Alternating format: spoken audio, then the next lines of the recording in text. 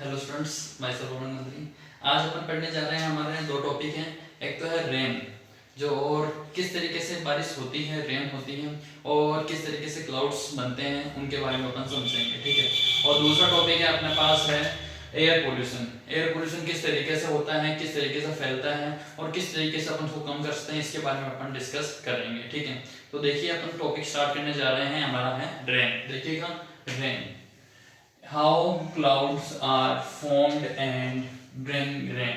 किस तरीके से बादल बनते हैं और बारिश लेकर के आते हैं, इसके बारे में अपन समझने जा रहे हैं। देखिए, शुरू करते हैं। When water bodies are heated during the day, जब वाटर बॉडीज को दिन के समय क्या होता है, गर्म किया जाता है। हीटेड कैसे होगी वो गर्म? सन की जो रेज होती है आकर के सीधी वाटर बॉडीज पे आकर के गिरती हैं, तो किससे क्या होती है, वो गर्म होती हैं। और गर्म होने की वजह से वहां क्या होता है, धीरे धीरे चारों तरफ का सारा पानी और हवा कैसी होती है, गर्म हो जाती है। A large amount of water evaporates and goes into air। तो ज्यादा मात्रा में पानी क्या होता है, वाष्पीकृत यानी कि इवोपरेट हो जाता है और गर्म होकर के धीरे धीरे हवा में कन्वर्ट हो जाता है, मतलब हवा में चला जाता है, एयर में चला जाता है। फिर some amount of water vapor also get into atmosphere।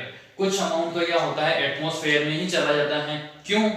Because of some activities, biological activities. कुछ बायोलॉजिकल एक्टिविटीज होती हैं, उनकी वजह से कुछ मात्रा में जो पानी होता है वो वाटर वेपर के रूप में सीधा एटमॉस्फेयर में कन्वर्ट हो जाता है।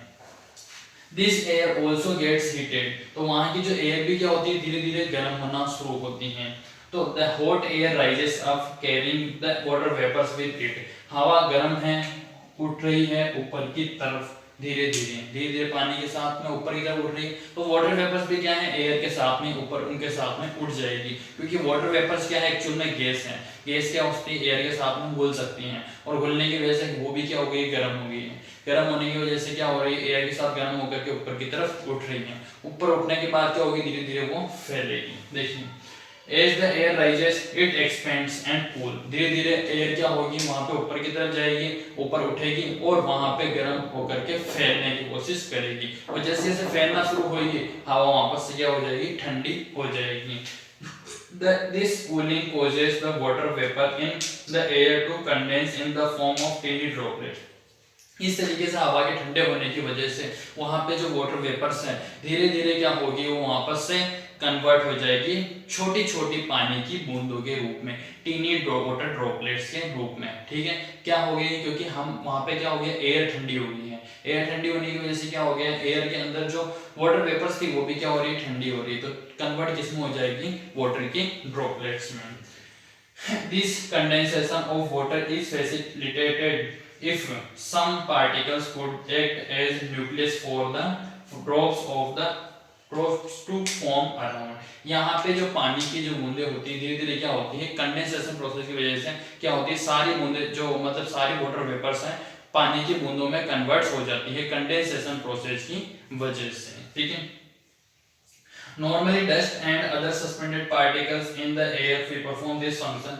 नॉर्मली क्या होता है, डस्ट और दूसरे पार्टिकल्स जो होते हैं वो क्या होते हैं कि भाई सारे जो पार्टिकल्स होते हैं धीरे धीरे क्या करते हैं, जो पानी की बूंदे होती हैं उनके पास आकर के चिपकने की कोशिश करते हैं। तो वो पानी की जो बूंदे होती है धीरे धीरे क्या होगी, उनके पास दूसरे पार्टिकल्स आकर के लग रहे हैं पास में, तो क्या होगी, वो पानी की बूंद धीरे धीरे क्या होगी, बड़ी होगी, बिग होगी, साइज में बड़ी होगी, हैवी होगी, वजन ज्यादा होगा। तो उस वजह से क्या होगा, वो एयर में नहीं रह पाएगी और धीरे धीरे क्या होगा, पानी की बूंदों के रूप में अर्थ पे गिरना शुरू होगी, जिसको हम बोलते हैं रेन। देखिए, once water droplets are form, जैसे एक बार पानी की बूंदे बनी, they grow bigger by condensation of these water droplets. वो क्या होती है, धीरे धीरे इन वाटर ड्रॉपलेट्स के रूप में बड़ी होना शुरू होती हैं। When drops have grown big, जब ड्रॉप्स क्या होती है, बहुत बड़ी हो जाती हैं, and heavy, they fall down in the form of rain। वो बारिश के रूप में धरती पे गिरना शुरू हो जाती हैं, अर्थ पे गिरना शुरू हो जाती हैं। When the temperature of air is low, जब टेम्परेचर एयर का बहुत ज्यादा ही लो हो, तो फिर जो पानी की बूंदे हो तो ऑलरेडी कन्वर्ट हो जाएगी किसमें, बर्फ के छोटे छोटे पार्टिकल्स में, यानी आइस के पार्टिकल्स में। और जो बारिश होगी वो किस में कन्वर्ट हो जाएगी, स्नोफॉल में। देखिए, इनफ प्रेसिपिटेशन में ओकर in the form of snow. यानी स्नो के रूप में अपन को जो प्रेसिपिटेशन नजर आएगा।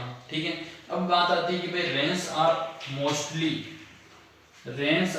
Mostly brought by the south west और नॉर्थ ईस्ट मानसून। हमेशा ज्यादातर जो बारिश होती है अपने यहाँ वो साउथ वेस्ट या फिर नॉर्थ ईस्ट जो मानसून होता है उसके थ्रू ही लाई जाती हैं। ठीक है, ये चीज आपको ध्यान रखनी, छोटे क्वेश्चन में अपने कभी बन जाती हैं, तो इसलिए आपको आना चाहिए। ठीक है, क्या है नॉर्मल सीधी से प्रोसेस है, वापस एक बार समरी आपको मैं बता देता हूँ। सबसे पहले क्या होता है, वाटर ड्रॉपलेट्स कैसे बन रही है उनके बारे में। तो देखिए सबसे पहले क्या वाटर बॉडीज होती हैं बड़ी बड़ी, जहाँ पे जैसे मान लो तालाब या नदी जो भी हो अपने पास, उनको अपन देखने की बात कर रहे हैं। तो वहाँ पे क्या होता है, सन की रेज आती है, तो पानी वहाँ का कैसा होता है, धीरे धीरे गर्म होना स्टार्ट होता है। आसपास की एयर भी क्या होती है, गर्म होती है। एयर गर्म होने की वजह से ऊपर उठ रही है। एयर के साथ में वो वाटर की जो ड्रॉपलेट्स हैं वो किस में कन्वर्ट हो गई है, पानी किस में कन्वर्ट हो गया, एक वेपर्स में। वो वेपर्स किसमें, एयर के साथ मिक्स होकर के ऊपर की तरफ उड़ रही है। जैसे जैसे ऊपर गई, ज्यादा ऊपर जाने के बाद क्या होगी, वापस से वो ठंडी होगी और धीरे धीरे फैलने की कोशिश करेगी और फैलेगी और ठंडी होगी। इस वजह से क्या होगा, वाटर वेपर्स भी ठंडी होगी। ठंडे होने की वजह से क्या होगी, वो वाटर के ड्रॉपलेट्स में कन्वर्ट हो जाएगी और वो ड्रॉपलेट्स जैसे जैसे अपनी साइज में बड़ी होगी तो वो साइज में बड़ी होने की वजह से हेवी हो जाएगी और एयर में नहीं रह पाएगी। इस वजह से पानी की बूंदों के रूप में धीरे धीरे नीचे आना शुरू हो जाएगी, तो इस रूप में बारिश बनती है। ठीक है, देखिए एयर पोल्यूशन नेक्स्ट टॉपिक अपना। एयर पोल्यूशन किस तरीके से होता है, increase the levels of oxide and nitrogen, oxide of nitrogen and sulphur. Nitrogen के ऑक्साइड और सल्फर के ऑक्साइड जो होते हैं, इनका लेवल जैसे जैसे अपने बढ़ता जाता है एटमॉस्फेयर में, वो कारण बनता जाता है एयर पोल्यूशन का। ये सीधा समझे तो सल्फर ऑक्साइड और नाइट्रोजन के जो ऑक्साइड होते हैं, इनका लेवल बढ़ना ही एक्चुअली में क्या है, एयर पोल्यूशन। ठीक है,